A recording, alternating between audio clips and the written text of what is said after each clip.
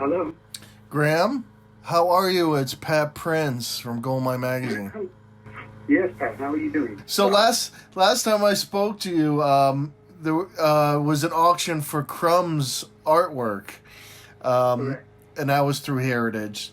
So now will be your personal guitars, and Some of them. yeah, some of them, and they're beauties. I tell you, what made you decide to part with them? Just too many? Three things. One, I had too many.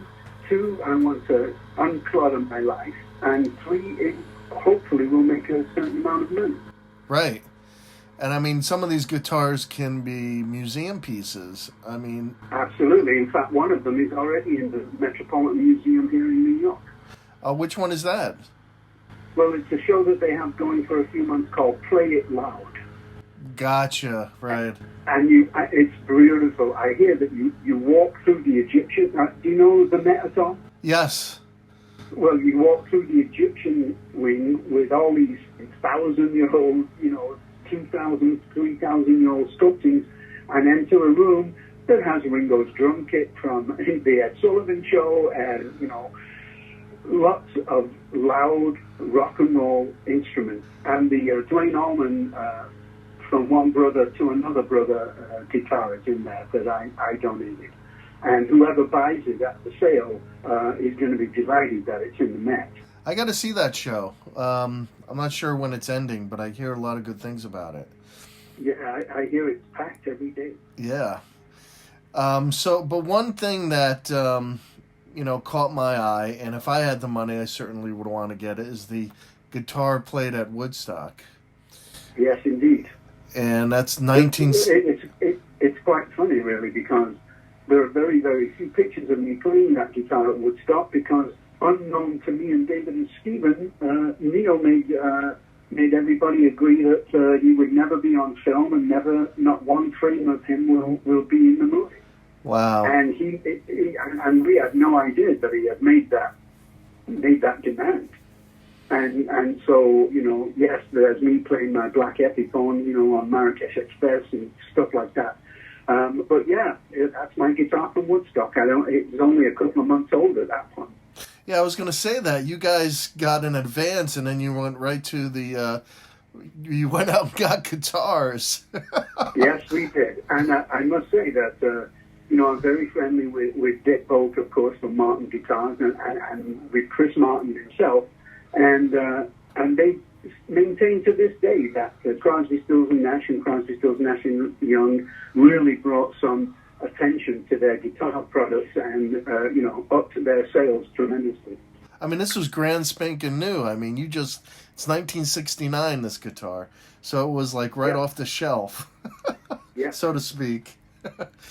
And, I still can't believe that it's been 50 years since Woodstock. And you can't believe it. Yeah.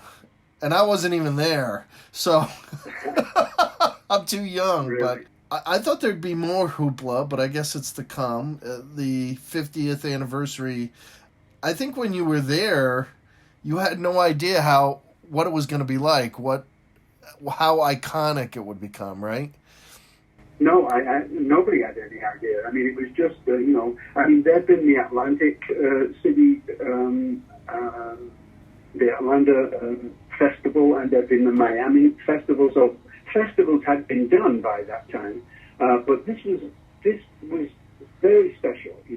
Obviously the most well-attended festival ever, and it has grown in myth ever since the day it happened. Oh yeah, I got to tell you though, Pat, if everybody that came up to me and said they were at Woodstock were actually there, I think the planet may have tilted. Yeah, I know. Some people who say they were there, they've told me that they just kind of walked around. Right. Woodstock guitar hasn't been played very much. I think you mentioned that.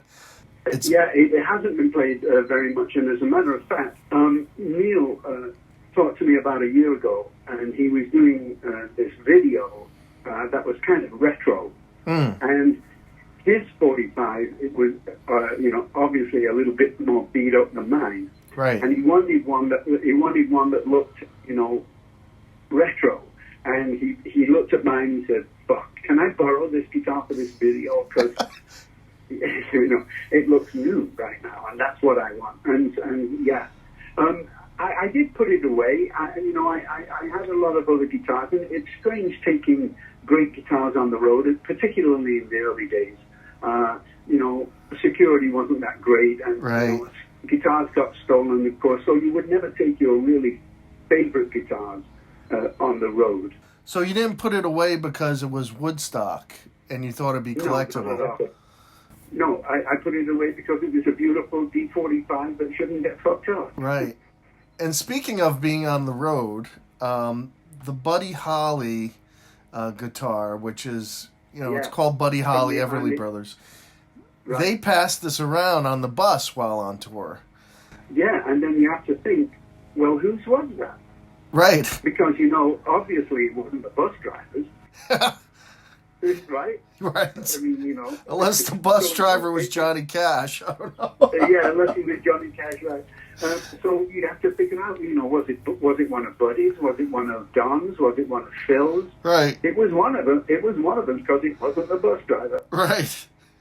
But why was it this one? I mean, it's a acoustic Gibson. Was it in bad shape, or not bad shape, but not one of their favorites that they just felt it would be a communal guitar? Yeah, because, nowadays transportation is very, very different. Right. We have our buses that we've been using for, 25, 30 years, with internet at 80 mile an hour and suites and beds and, kitchens and showers and all that stuff. Right. But in the 50s, in the late, it was a Greyhound bus with the normal Greyhound bus seats. There were no bedrooms, there were no mattresses, it was a Greyhound bus. Plus, instead of playing cards to pass the time, they jammed a little bit. They had to play music because there were no tables for games of cards. Right. Very interesting. So that's a good one too. That's a museum. Yeah. That's a museum piece too. I personally think they're all museum pieces. Right. Dwayne's, Johnny Cash's old Death Devil Team Martin, Stephen's guitar from the Buffalo Springfield, that great shot of him playing the Firebird in front of, 80,000 people there. I think that's one of the pictures that's in that thing. Bo Diddley's last played guitar, Hey. Yeah, how did you get Johnny Cash's guitar? That should make a wonderful story. It's an O-17 Martin. Yeah. And I discovered on YouTube a half-hour video of Johnny playing that guitar and talking to the camera about country music. And also, Don Everly's 1962 Gibson. I mean, come on. Yeah. That's Don Everly's guitar, for God's sake. Yeah. And the Cash guitar needs a little bit of work, though, right? It's Oh, I don't believe so. No? No, I kept it in its original condition. It's pretty nice. I played it myself. Oh. And on the back of the guitar, that he signed with a nail. He signed Johnny Cash. With a nail? Wow. With a nail. Wow. And then up at on the back of the guitar, up at the top right hand corner, June had written, "Love you." Wow, that's great. Yeah. That's very good. And I love how you and Steve Stills traded guitars. You have that Gibson Firebird you were talking about, and the Gretsch electric guitar he used in... Right, the 6120, yeah. Right, Buffalo Springfield. And right. Was this... You see, what happened is that I had a collection of Fender guitars, a 54 and a 56, and Stephen loved it. And, with all due respect, I'm not a great guitar player. I can certainly play rhythm and write songs, etc. But we're talking about Stephen Stills and Neil Young here, for God's sake. Stephen wanted my Fenders, and so we traded. I traded the 6120 Gretsch and his 74 and his Firebird. Played on the 74 tour. Was that pretty common though? Swapping guitars just because guitars? Oh, sure. Yeah. Yeah, I mean, I as not a great guitar player, I have 70 guitars. Wow. How many can you play at once, Yeah. One. you know. And Stephen has a lot of guitars, and David does, and so does Neil. After 50 or 60 years in the business, you do collect interesting instruments. So that was quite common, and particularly between me and Stephen. I mean, it wasn't, well, this is worth, X thousand of dollars, and therefore yours is only worth, it was, I want that Fender guitar to play. What do you want of mine? And those were the two I wanted. Now, you made an interesting comment about that you had nothing from the Hollies because... right. I do, and maybe you can help me here. In 1960, I managed to buy a really good guitar. It was an Epiphone Texan. Yeah. And I sprayed it black. I put big... fretboards on there, like the Gibson Evelyn Brothers guitars on both sides of the downhole. And I wrote Chi Children, I wrote Marrakesh Express, I wrote Simple Men, I wrote a lot of stuff on this guitar, and I can't find it. Wow. It's not in any of my storage, it's not in Stephen's, it's not in Neil's, and it's not in David's. So, once again, as we were talking about, security, about guitars, that's the one guitar that I would trade all of these for. Wow, that is strange. When did you discover that it was gone? Was it on tour? About 5 years ago. The last time I used it was when the three of us went up to Neil's ranch to do Looking Forward, the album. Maybe you left it there. Life goes on, and yeah. Neil's life has changed a lot, and you have to find new storage and all that kind of stuff. So who knows where it might be, but I sure wish I had it back. Well, yeah, it's something that I'll definitely keep an eye out for. That is a strange story, though, that just sort of disappeared like that. But like you said, security was never that good at times. You never know, because it could be just fans wanting a piece of the artist's collection, which is... Absolutely, I understand that, and that's one of the reasons why I bought all these guitars. I want to be as close. I want to be as close to the flame as I can get. And when you're holding Dwayne Allman's bloody Les Paul Jr. and SG slide guitar that he played all those incredible solos on, there's a certain juice in the guitars, and I personally can feel it. Yeah. And with every one of these guitars, I have felt the flame.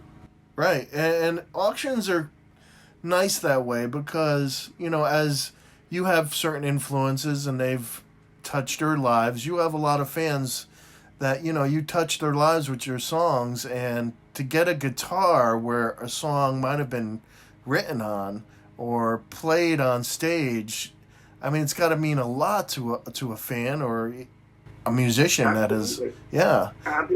Absolutely. I mean, I already turned down $450,000 for Dwayne's guitar. Yeah. Well, yeah, that's gonna be a popular one. Yeah. Okay, here's a tricky question. I mean, which is your favorite? What's your hardest to part with? I mean, if you had to choose. If I had to choose, I think Johnny's Martin 017. Yeah. Well, especially since it has that inscription with the nail. Yeah. Yeah, it's so personal, And you've played that. So have you played that on a recording?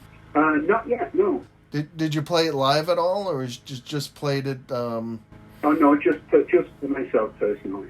And this was something because of course there's no pickup in it, and I didn't want to install a pickup in such a beautiful guitar, Were any of these at auction before, or no. This is the first time?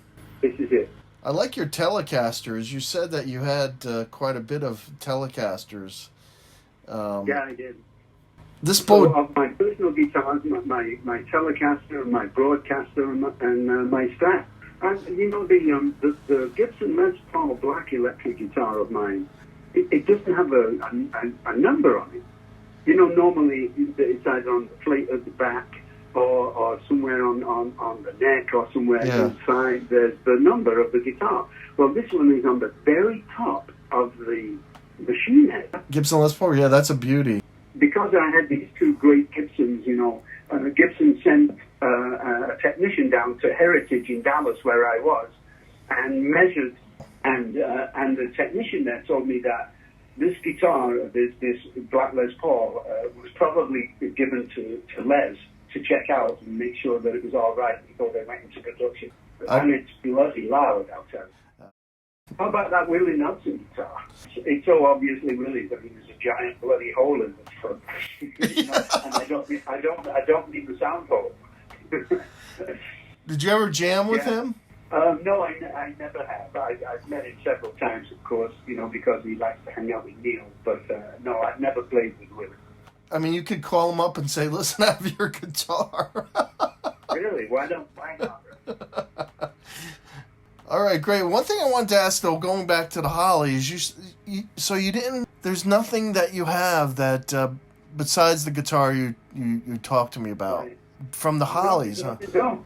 I mean, many years ago, I got a bass drum head with the word Hollies written on it with a little holly leaf drawn in there. That Bobby Elliott gave me.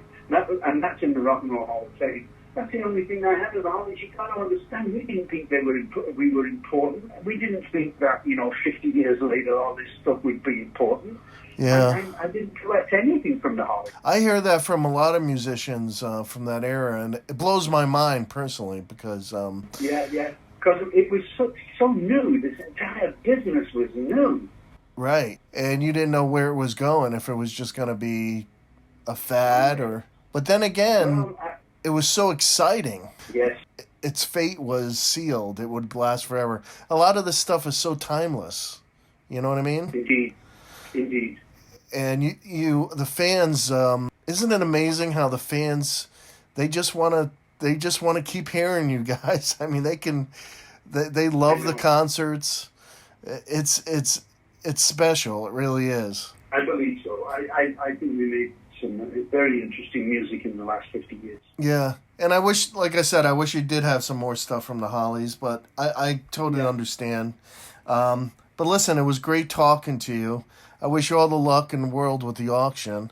Heritage is a good auction company. They treated me very well. Thank you so much, Graham. And You're welcome, Pat. It's always a pleasure to talk to you.